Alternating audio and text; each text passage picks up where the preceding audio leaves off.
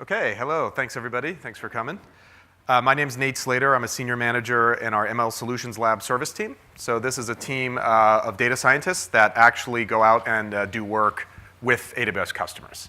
So we do hands-on keyboard work, helping customers develop ML models and make use of the AWS AI and ML ecosystem.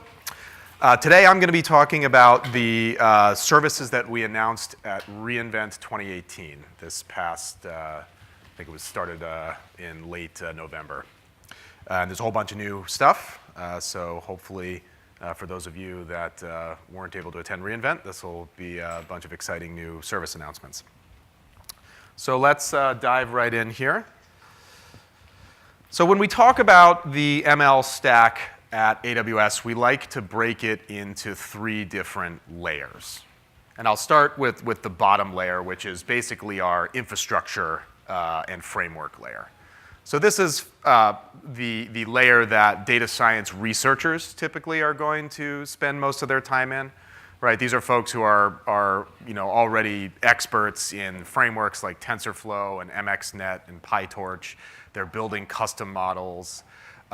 They are taking advantage of the accelerated hardware that we offer in the form of GPU and even FPGA instances.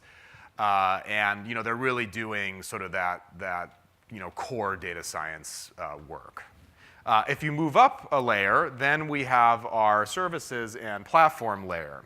And again, data scientists will find this layer useful, right? That's where services like SageMaker live. And SageMaker is a very powerful service for a data scientist. But you'll also start to find services here that others that are involved with data science projects, such as data engineers or data infrastructure engineers will be using. We have services for big data processing here, like EMR and Spark. And then at the top of the stack, we have our AI applications layer. And the idea here is that we want machine learning capabilities to be in the hands of any developer, right? You should not have to be an expert in convolutional neural nets to use computer vision in your application. And so we've developed a set of services across vision, speech, language, chatbots, and as we'll talk today, some new services and forecasting recommendations that are basically APIs. They're RESTful APIs, and any developer who wants to add these capabilities to their app can do it without actually having to build and train machine learning models. So that's how we think about the stack at AWS. It's these three tiers, and we'll be covering services in all of these three tiers today. Okay, one of the themes that emerged at reInvent this year, it's a sort of a three-part theme. We had a theme of speed and cost, right? So we're going to talk today about some of the things that we've done to make training more cost-effective. But we're really going to go deep on inferences. It's interesting. I spent a lot of time working with customers and working with data scientists, and training seems to get most of the attention, right? That's where people are doing all the interesting work. You're looking at data. You're producing models that can do all these wonderful inferences.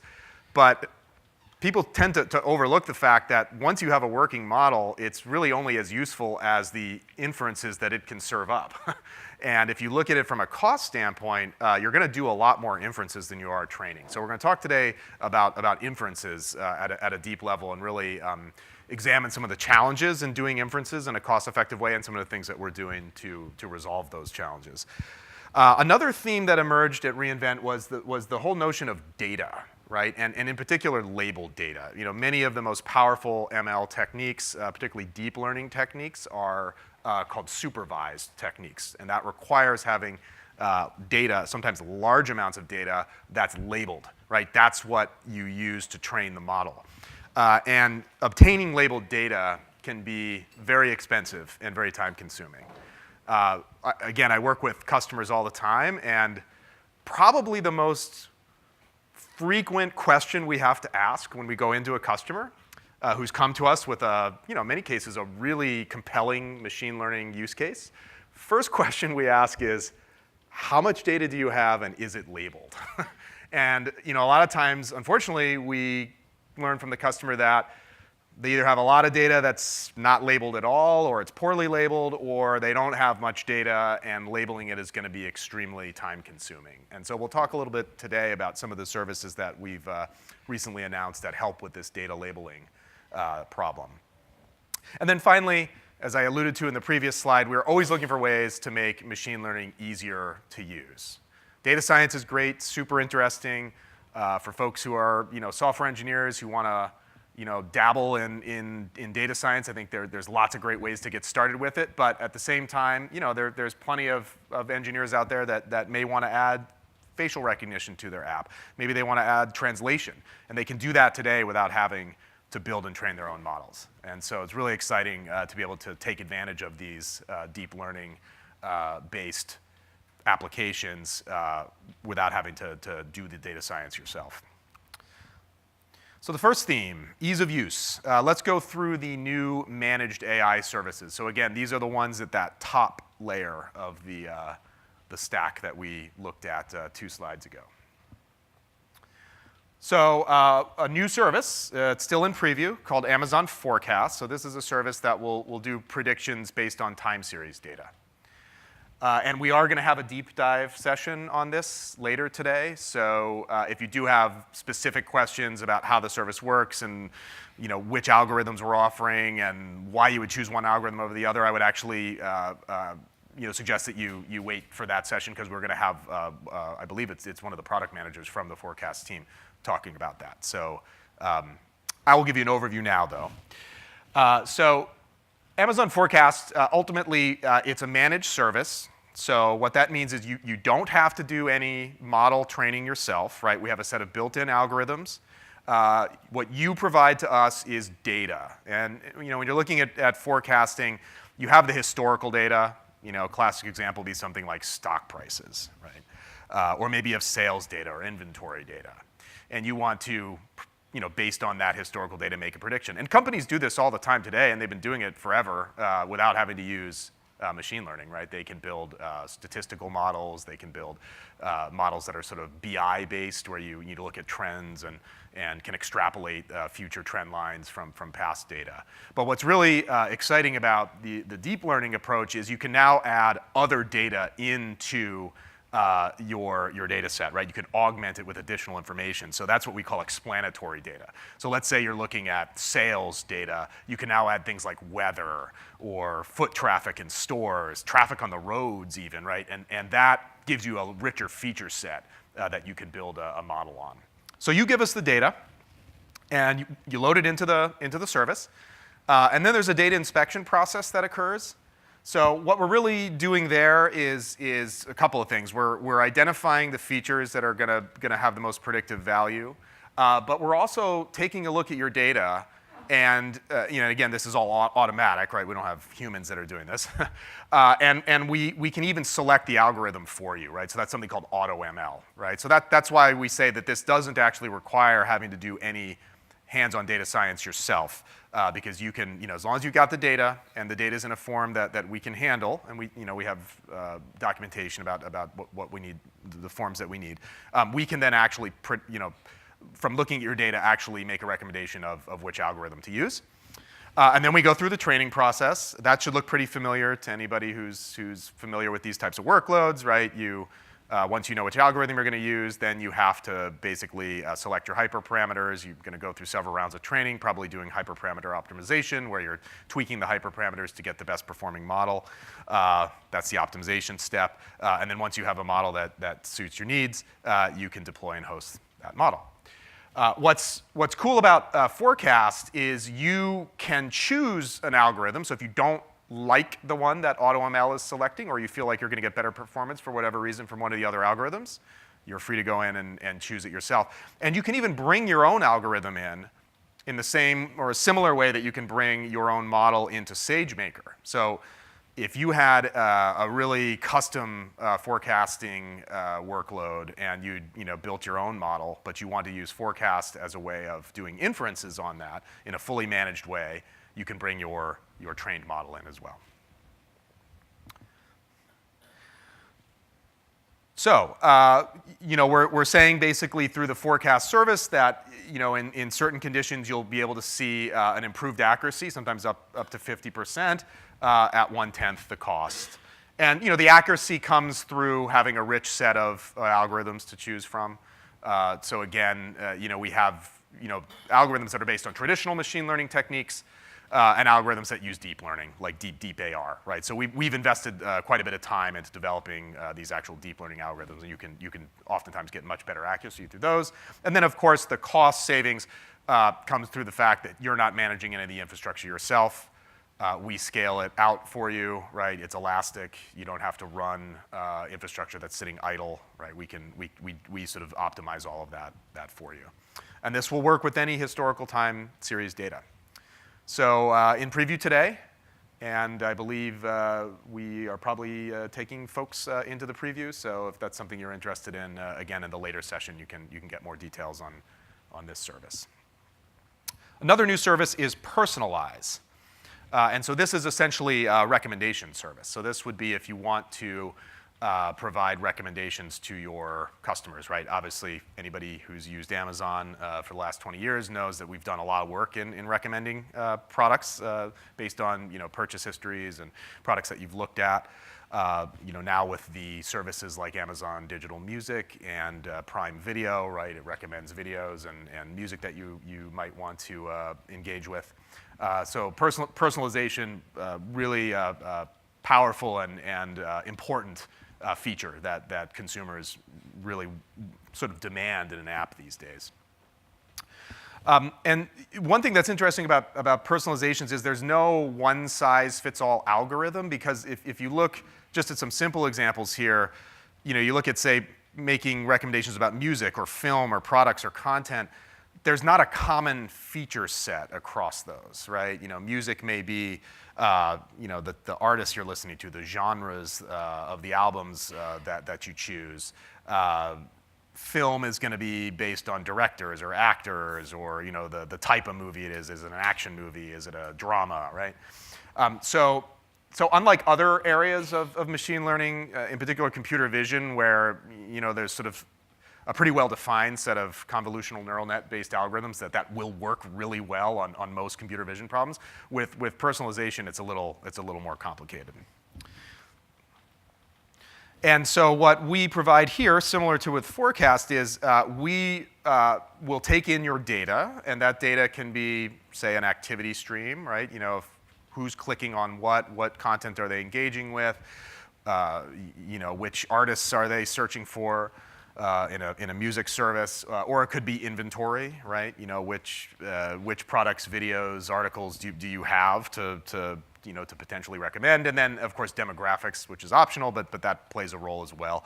Oftentimes you'll see that populations segment by age or some other demographic characteristic. And it's very similar to the way Forecast works, in that there's an AutoML component. So we'll take your data in, and we can make a recommendation about which algorithm to select. If you do not want to use that algorithm, you always have the choice of picking one of the algorithms that we've provided. And just as with Forecast, you can also bring your own custom model in if you want as well. Then we'll handle all of the training and hosting the inferences. And in this case, it looks like we even have a cache, right? So generally you don't want to have to run the inferences over and over again, so you can cache them so you can show them to the same user within the same session. The other thing with caching is you also don't want to you want to remember what you've recommended, so you can recommend new things and don't keep recommending the same thing over and over again. So yeah, you start with your data source, and you load it into the service, and then you go through the exercise of training and optimizing the model based on the algorithm of your choice, or the algorithm that the service picks for you. And then you can host an endpoint that will allow you to do inferences, which are the recommendations themselves. And this will work with almost any product or content. Okay, so shifting gears to a different set of services. These are optical character recognition services. We announced this service called Textract. It is in preview today, so this is one where you can sign up for the preview. This is basically an OCR service with a lot of really cool new features. So OCR has been around for a long time, but the traditional approach is really, it just gives you a bag of letters. And if you look at this, it's a little hard to see on the slide, but if you look at this particular bounding box here, you can see it extracted the text, but it didn't know anything about the structure, right? On the one side, you have a paragraph. On the other side, you have a table. And so you end up with this sort of jumbled bag of letters, right? You might be able to get some useful information from it, but probably not. There's going to be a lot of post-processing of the OCR data that you would need to do to make sense of it. So what we've done with Textract is we can not only extract the data, but we can also assign data labels to it, right? So think of form-based data. We have trained a model based on millions and millions of different types of documents. And from that, we can not only identify the text, but we can tell you things like, hey, this is a social security number, or this is a taxpayer ID, those types of things. And so what you get out of this is more contextual information about what the text actually is. And in this, in the inferences that you get from this, not only do you get the labels and the text, you also get a confidence score. So, in cases where we're highly confident, you can maybe look at those and say, yeah, I'm good with that. I'll let the computer just categorize it the way that it's suggesting. In cases where the confidence score is low, maybe you forward those documents to a human, right? So another misconception a lot of people have about these ML services and capabilities is that they completely replace humans in the pipeline, but that's not true really. In many cases, they're most effective when you can use them to filter out the cases that are really the hard cases, the ones that do require a human to look at. So you can imagine some form validation or something where, simple cases the computer can just, automatically validate whether a form is complete or not. But maybe there's a handful of edge cases where you want a human to actually look at it. And so you can do that with a service like Textract. And there's no infrastructure for you to run, so you don't have to run any instances. You don't have to run anything. You basically pay on a purely usage-based model, which is how many documents you're scanning.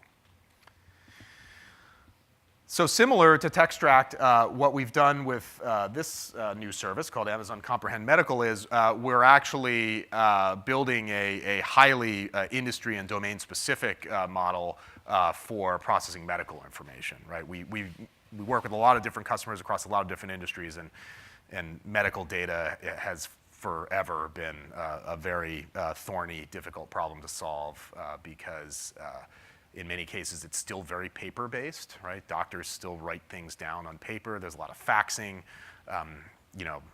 Yes, there's electronic medical record systems, but there's still lots of unstructured data in the medical world, and there hasn't really been a great way to handle that. And the Comprehend Medical service will help with that. So it's really two APIs kind of wrapped into one. You have the NLP, right, the medical named entity and relationship extraction. So doing some of the things that Comprehend already does today, but trained specifically for medical data. And then you can also, it will also identify the protected health information, right? That's a critical component. When you're dealing with patient data, you need to know what are the fields that I have to be careful with, right? And you can imagine even things like identifying forms where there's PHI information that shouldn't be sent out via email, right? Because as a medical provider, you have a obligation under the HIPAA Act to protect this information. So basically, it's Comprehend designed for medical data. So if you're familiar with the Comprehend service, which has been around for, I think, about a year now, this is basically sort of a specific, domain-specific version of that. Comprehend, so yeah. So Comprehend Medical is sort of a sub-service within the Comprehend family. Okay, so we talked about ease of use. That was the one theme that we identified from reInvent. And we have a second theme, which is the time and cost reductions for training and inference. So let's start first talking about the training piece of this. So we announced a new instance type, the P3DN. So we have these new families coming out that have Ds and Ns in the name. Sometimes they have both a D and an N. The N refers to the networking, right? So if you see an instance type like the C5N, it has, expanded network capacity. And then the D refers to the disks that are attached. So you can have solid state disks that are attached directly to the instance. It's funny, EC2, it's a very mature service, been around a long time. I still get really excited about the EC2 launches. I don't know if it's just me, but we're continuing to do really just innovative things there. And at reInvent last year in 2017, there was a great talk about the new hypervisor platform that we've built for EC2 called the Nitro system, which is basically a hypervisor where all of the virtualization that's previously was done in software we've put into hardware, ASICs that we've developed. And so it's a very, very light, efficient platform now, and it allows us to develop new instance types very, very quickly. So that's what we're seeing in part here. So how does this help with the lowering the cost of training? Well, this is just a big, powerful instance, right? You can get up to 8 NVIDIA Tesla V100 GPUs, and you have 100 gigabits a second of network, right? So if you are doing distributed training, you have very, very wide and fast networking. We've also increased the amount of memory per GPU from 16 gigs to 32, right? So that's the key difference between the P3 family and the P3DN family. And then you've got 96 Intel Skylake vCPUs on there as well. So if you're doing any kind of data preprocessing, and especially preprocessing that can take advantage of some of the advanced math libraries on Skylake, you got a lot of those processors to work with.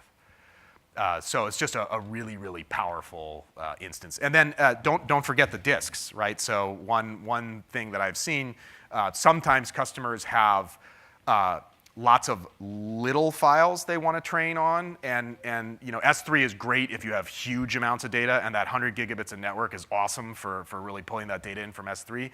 But if you have lots of little files that maybe add up to a very large number of files, but a small amount of actual data, then all those get operations to S3 aren't as efficient. So having solid state disks attached right to the instance means you can keep those GPUs running hot, right? You can read that data off the, let's say you're dealing with images or something, smallish images, you can read those off and be feeding them onto the GPU very quickly. Get higher GPU utilization, that means your price for performance ratio improves. So we also made an announcement, and this one, I felt like it kind of flew under the radar. I was aware of it just because I work in the team at AWS that's developing these services. But we basically put into the deep learning AMI a version of TensorFlow that is optimized for distributed training on EC2.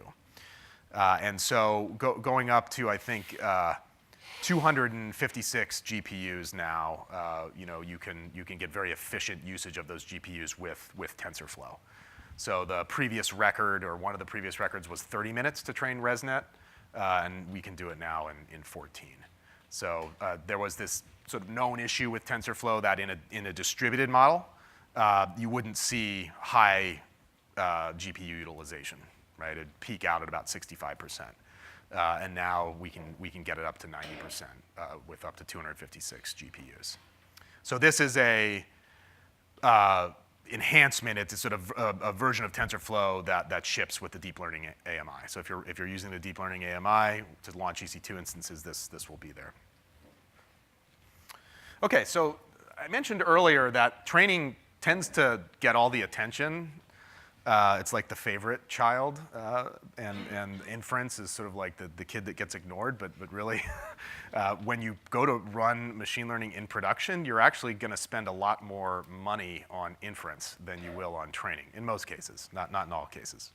So what are we doing about that? So one of the first things we can talk about is the Amazon Elastic Inference service. So what this enables you to do is to attach a GPU to any EC2 instance. So rather than have to run a GPU instance just to do inferences, you can actually now run a regular EC2 instance, like maybe a C5 or an M5, and you can attach as much sort of acceleration as you need to do those inferences.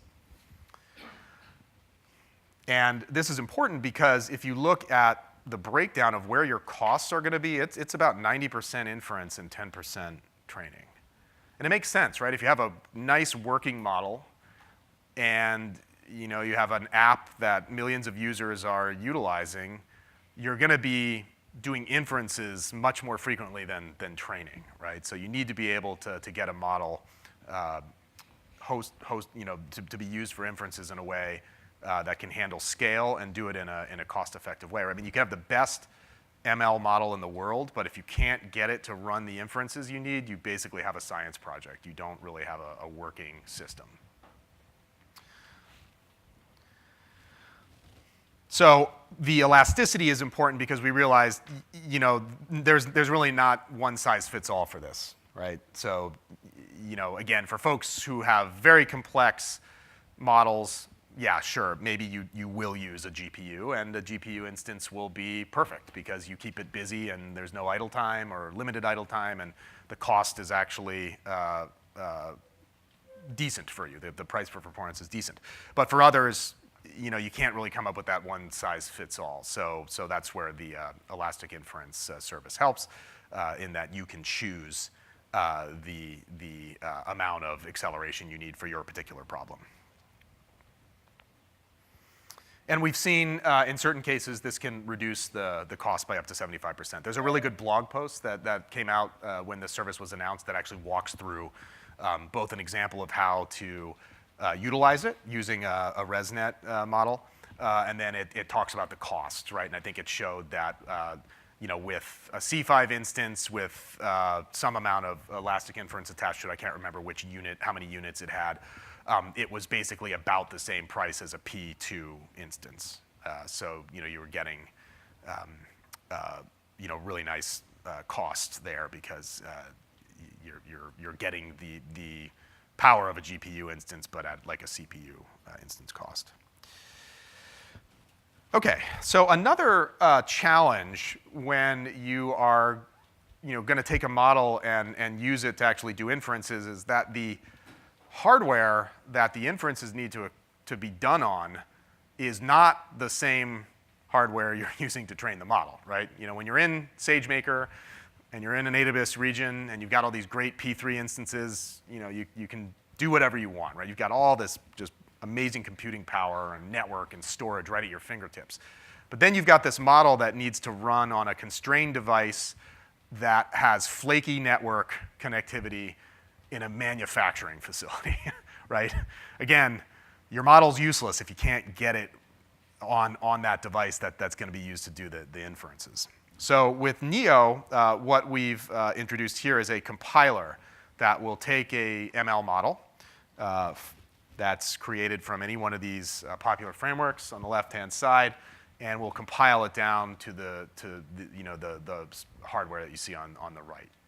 And so the idea here is that you don't have to go through the very complex process of having to take a model artifact produced by one of these frameworks and tweak it and change it so that it'll work on the hardware that you need to host the inferences on. And so the idea here is that the train once, run anywhere. Kind of reminds me of the old Java compile once, run anywhere. I'm not sure if that was intentional or not, but you can see on the left-hand side, again, you do all your model training here. You end up with some kind of model artifact that comes out of these popular frameworks, and then the Neo compiler will basically optimize that model and shrink it down so that you can run it on a variety of different hardware. And I believe this is open source, so I think that the Neo compiler is an open source project. Yeah. You said it will shrink it down to target system to be run on. So what kind of fidelity loss could we see, because we are saying it could run on any platform? So is there any fidelity loss So there's, yeah, whenever you're figuring out ways to, shrink the model down, decrease the complexity so that you can do it on a constrained device, and perhaps in some cases one that doesn't have a GPU in it, the trade-off is always performance, right? How much performance you're throwing away. But the idea with Neo is you shouldn't lose meaningful performance, right? You should actually be able to get an acceptable level of performance off the model. It's going to vary case by case. But again, what we're finding is that in many cases, Neo will give you 2x the performance than what you would get if you were just sort of optimizing by hand, right? It has awareness of which operations it can fuse together and safely without impacting performance. So we are just saying the impact will be only on performance in terms of how much time it might take to respond, or could there be a functionality impact there? Well, it's usually performance and latency. So performance is, when you simplify a model, you're sometimes throwing away precision, right? So what can happen is that a model that runs on a GPU in sort of its raw state can deliver a very high level of accuracy, right? But as you compile it down, maybe you lose a little bit of accuracy, right? Because you've had to fuse operations together and combine things. And then there's latency. Latency is basically, well, how much time does it take to do an inference? So again, if you have very good latency on a GPU because it can parallelize all of the linear algebra that you need to do when you're doing an inference, that's wonderful. But what happens when you now run that on a CPU, right? So it's really it's those two dimensions that you're typically optimizing for when you compile a model. Is you want it to be fast. You want the inferences to occur quickly, and that's very important oftentimes with like IoT workloads or other things. Like you can't wait 500 milliseconds for an inference to come back. You got to have it happen quickly, and then you want as high accuracy as possible. So it's a complex problem. That's why it's hard, because you can typically get latency down by throwing away accuracy, right? Again, throw away precision, make the graph of your neural net much simpler, and you've got lower latency. But the trade-off is precision, right? Accuracy.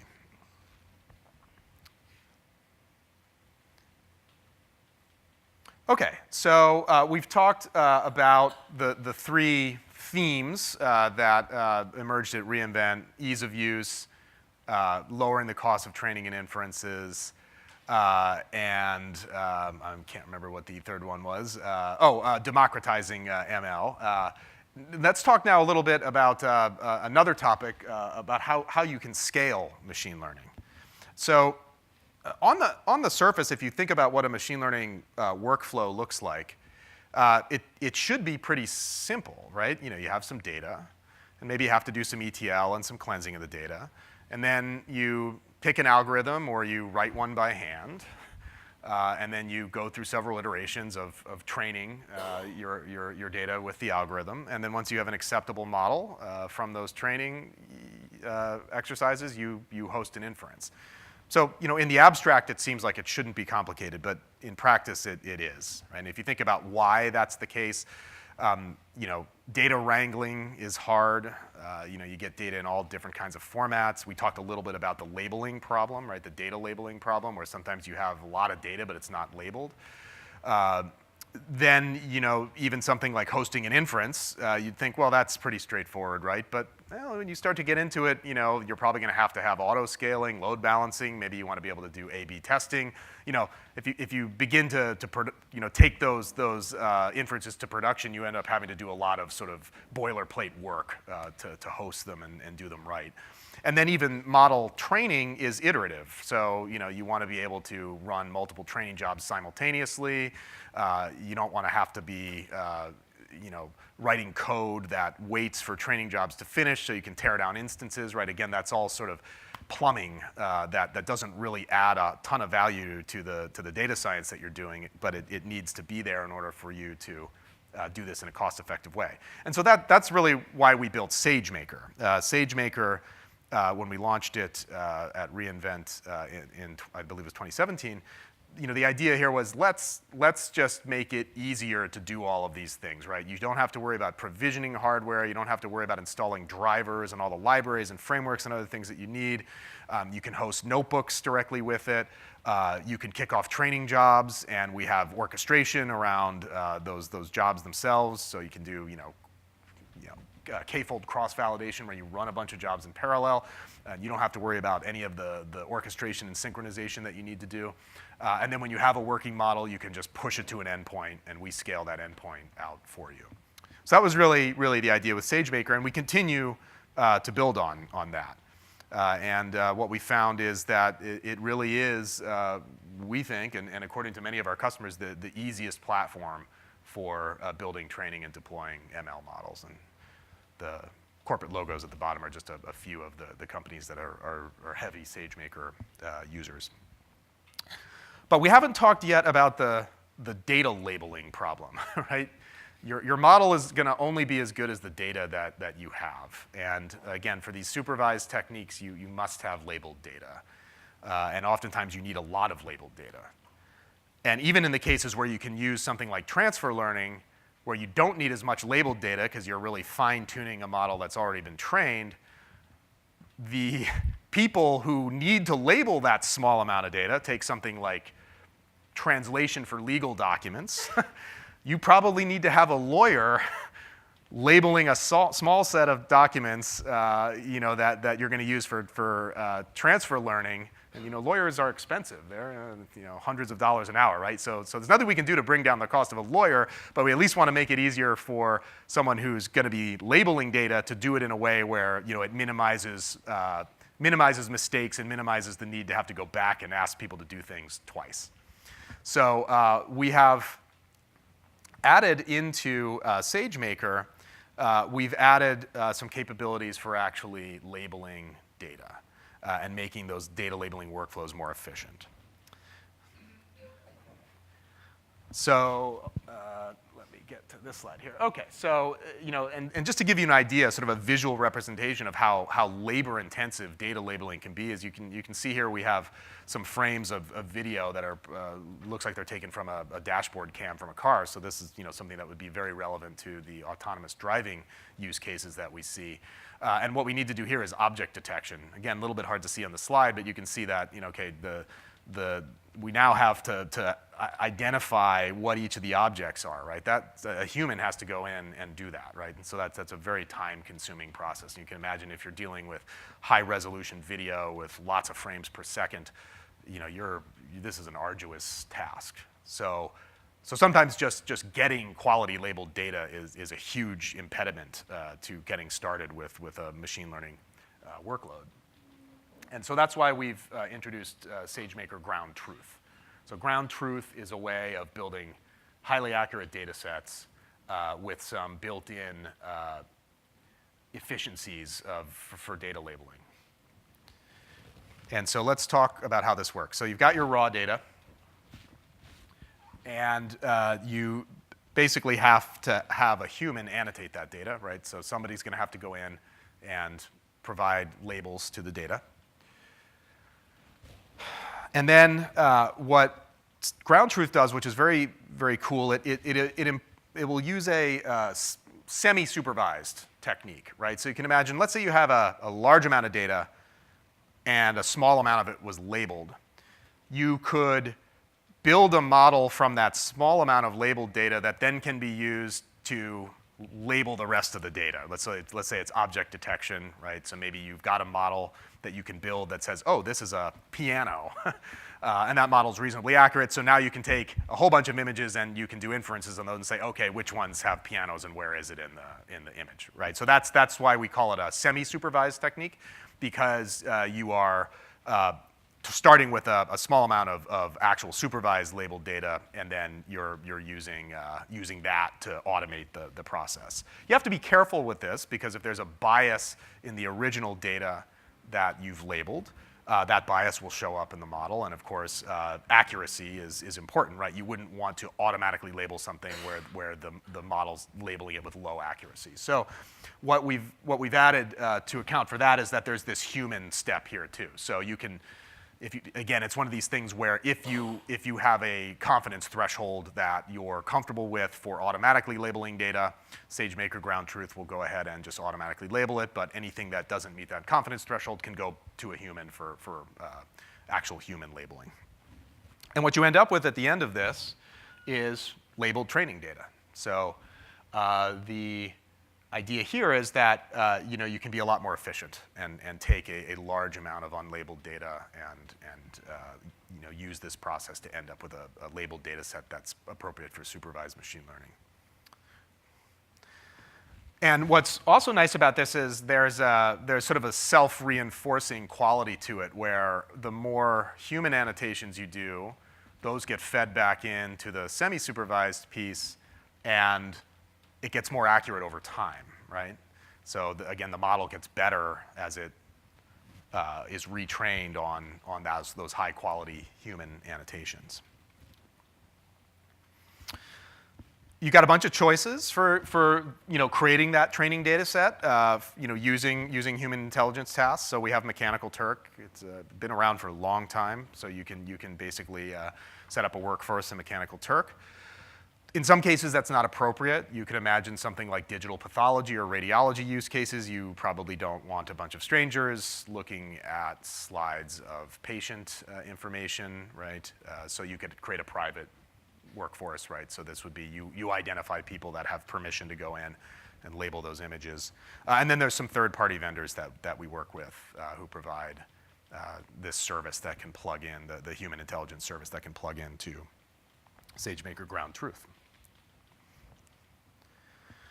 So just to summarize here, the idea behind Ground Truth ultimately is to make getting labeled data easier and more cost-effective. You can do this with a combination of human involvement and this semi-supervised approach. And you don't have to use one or the other, right? I mean, you can say, I want all human labeled data. That's all I want. I don't want any automatically labeled data. Or you can choose to use as much automatic labeled data as you want, right? It really it's up to you. But the idea is pick the approach that gives you the most accurate results.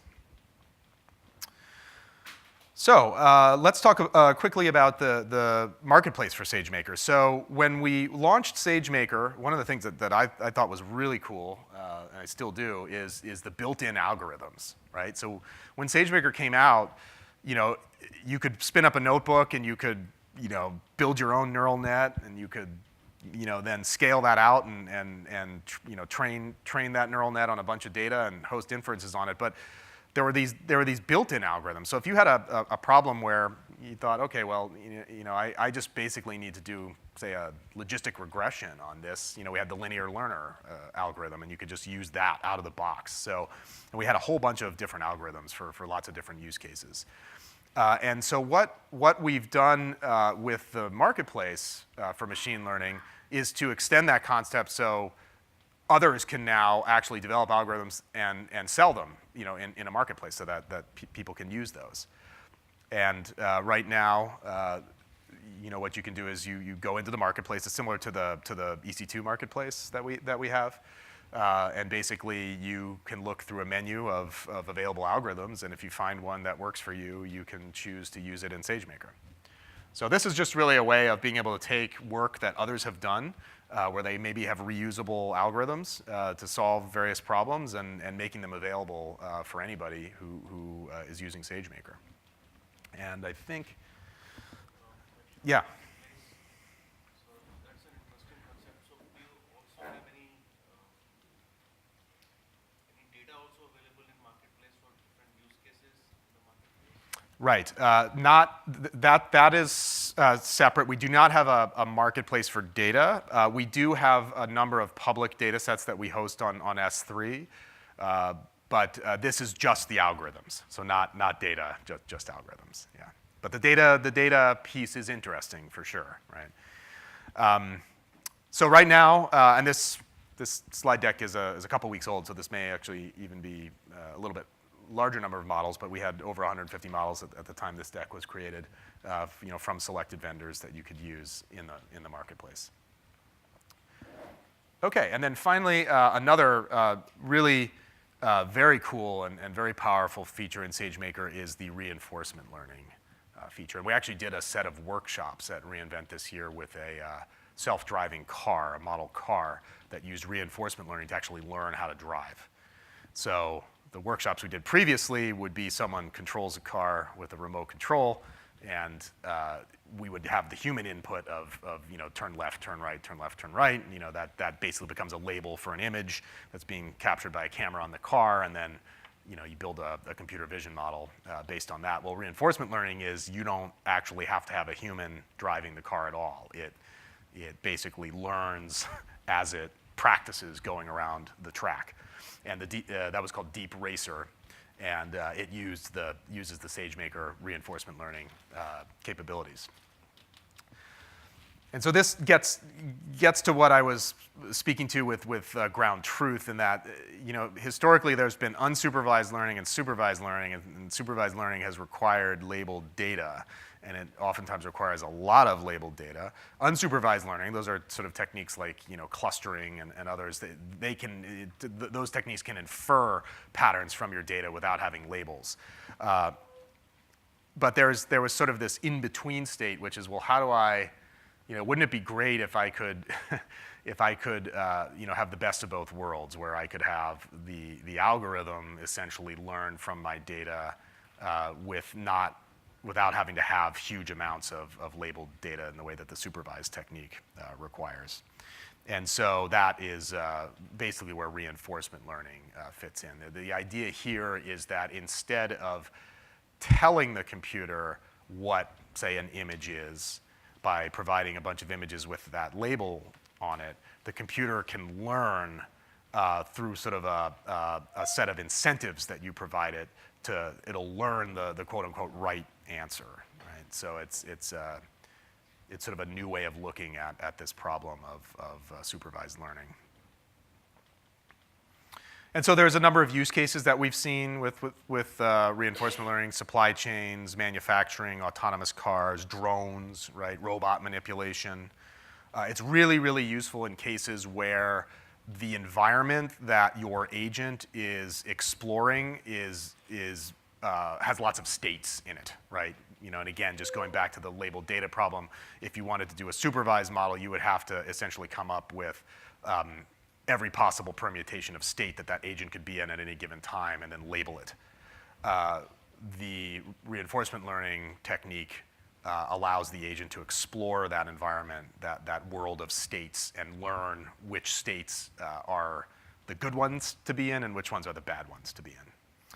And there's actually some very interesting work with using reinforcement learning to learn how to play video games, right? So the states in the video game are, states where maybe you're losing, right? You lose a player or something, or in states where you're winning, and reinforcement learning can learn which states are the ones it wants to stay in.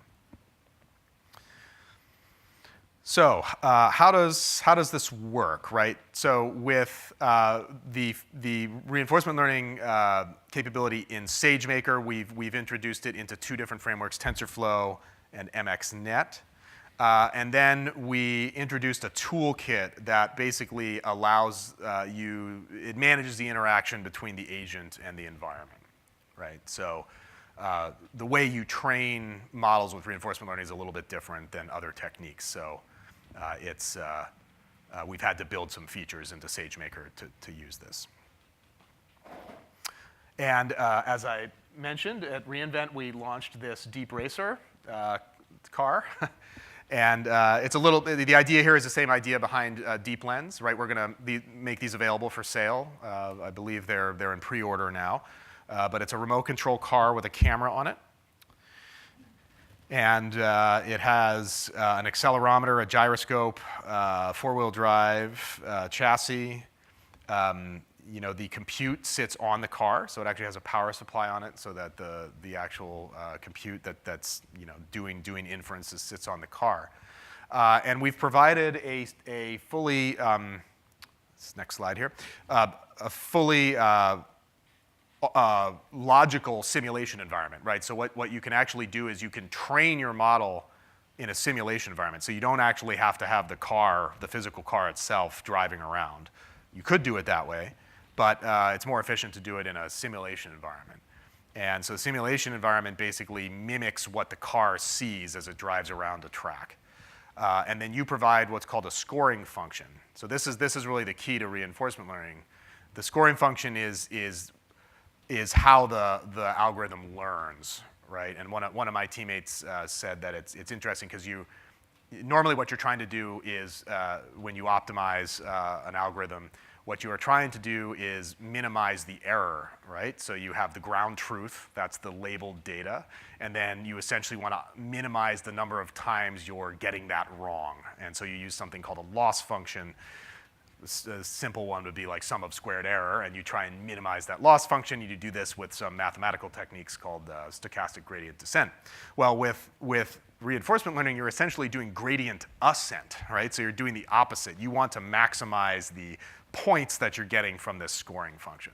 So it's the inverse of what you're doing with a traditional loss function optimization. So what happens is as in the case of Deep Racer, it's riding around the simulation environment, you can write a little function that would say things like, I'm going to give you more points for the longer you stay on the track, right? So you're trying to incentivize the car to learn a behavior that it should optimize the set of states that keep it on the track for the longest amount of time. And so the workshop was really cool because you had people who were just playing around with all different ways of trying to optimize the scoring function. And the way that it works is the simulation environment passes in a whole set of sort of metadata, the angle of the car at that point in time, the waypoint on the track, so those are sort of markers, virtual markers on the track. And so you can use all that data to write an optimization or a scoring function. And to make this, kind of fun and gamify it a little bit, we have a Deep Racer League. So the idea that we kicked off at reInvent is we're going to offer these events throughout the year. We do all these events like AWS summits all around the world, and folks can come in and compete. They can build and train their models, and they can do it in the simulation environment, so they don't have to convert your garage into a track where you're racing your car around. You can train your model in the simulation environment, and then you can bring your car to these events and you can compete. And the idea is that I think at reInvent next year we'll have sort of the Grand Prix race to take the folks who've won the individual events and have them compete against each other. So it's a cool device. I was lucky enough to get to work at the Deep Racer workshop this past year, and we had the whole arena set up at the MGM Grand, and the cars are pretty cool. So definitely check it out. You can pre-order them today, and then I believe that's it. Yeah.